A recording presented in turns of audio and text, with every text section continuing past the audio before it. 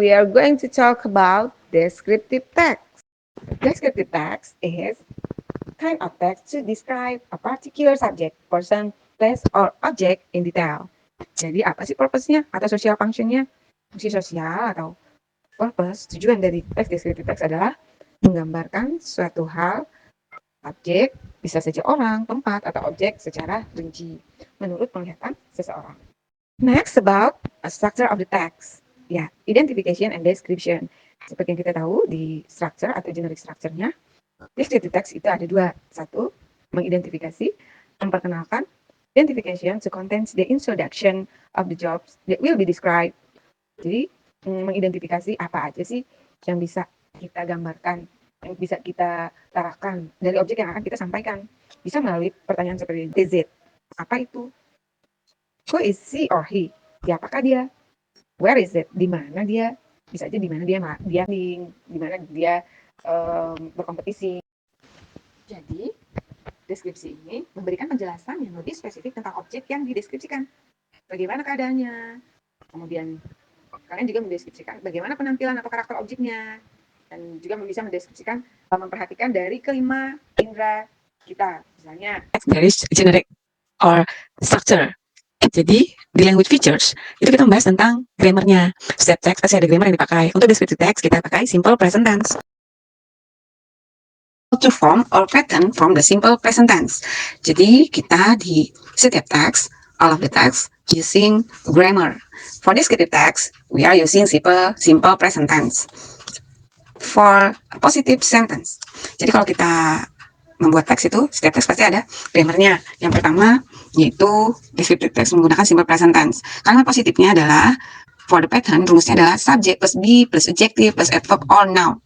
Jadi subject, to be, kata sifat, boleh kata keterangan, boleh kata benda. For example, Marina Beach is located in South Lampung. Artinya Marina berada di, lokasinya ada di Lampung. Ya, adjektifnya itu dia menggambarkan lokasinya. Ya, sifatnya, kata sifatnya. Nah, for the next, negative sentence, atau kalimat negatifnya subject plus be plus noun plus adjective plus adverb plus noun. Yaitu kalimat subjek atau kalimat negatifnya itu subject plus be. For example, Kiluan Bay isn't located in South Lampung.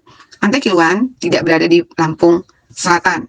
Untuk kalimat interrogatifnya, be plus subject plus adjective plus or adverb or noun. Yaitu be, subjek tambah kata sifat, kata kerja, atau kata benda. For example, is Pahawang Island beautiful?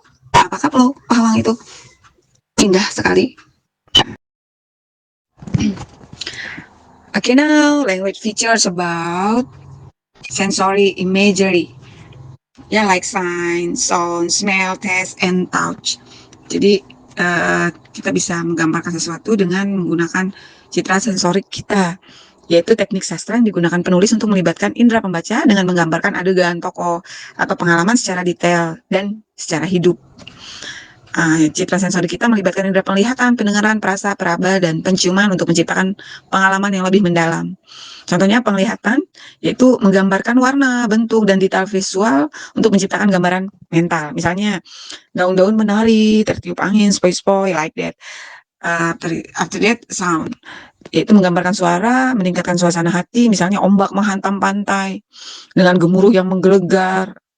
Okay, next, itu yang ketiga yaitu taste, rasa, menggunakan kata-kata untuk menyampaikan rasa dan tekstur. Contohnya, sup kaya rasa dan gurih dengan sedikit bawang putih dan rempah-rempah.